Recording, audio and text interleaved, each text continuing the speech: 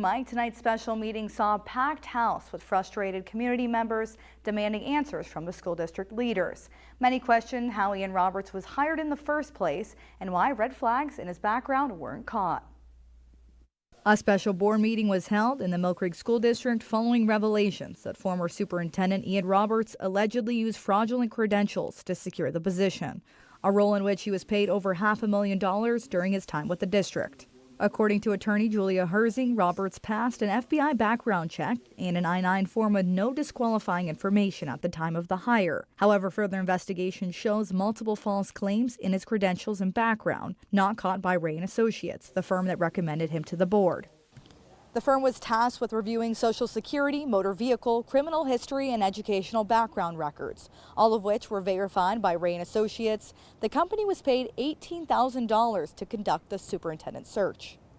Board President Gary Winchell said this is not an isolated issue solely to the Millcreek School District. Multiple residents accused the board of being careless or misled in the hiring process. One resident, Alyssa McComb, said she raised questions about Roberts' background in 2020. There was actually quite a few parents that were questioning his credentials, especially with his charges too. Where did he come from, his degrees, and any time that we would mention anything like that to the board, a lot of us were just disregarded and disrespected.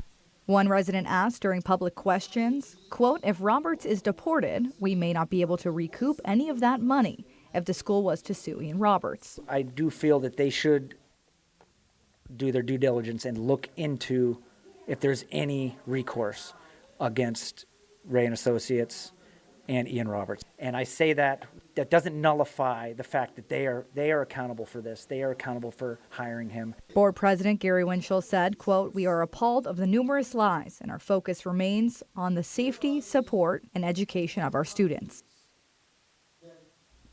And the board passed the following motions, each by a unanimous 9-0 vote, to investigate the potential costs of legal actions against Ray & Associates, to investigate the potential costs of pursuing fraud and breach of contract claims against Ian Roberts.